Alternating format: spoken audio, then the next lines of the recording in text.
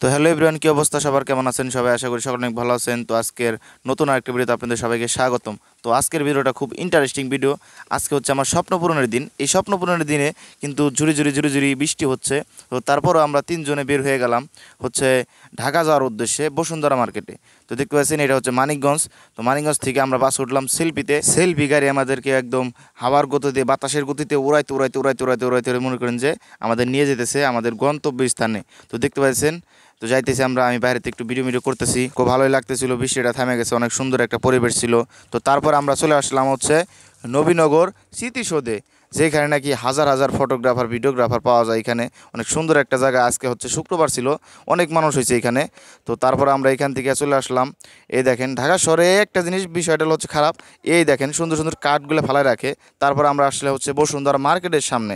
তো মার্কেট থেকে একদম মনে করেন যে আমরা একবারে ক্যামেরা মার্কেটে চলে যাব। তো দেখতে পাচ্ছেন এইটা হচ্ছে আমার সেই শখের ক্যামেরা।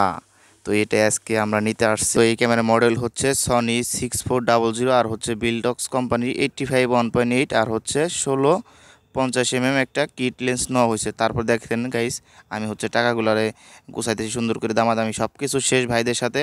ভাই অনেক লোকটা খুব ভালো ছিল। এটা হচ্ছে বসুন্ধরা মার্কেটে একদম নিচতলায় ভাইয়ের দোকানটা।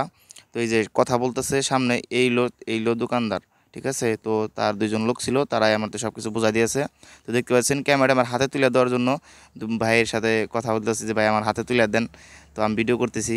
তো পরে ভাই আমার সুন্দরকে হাতে তুলে দিল।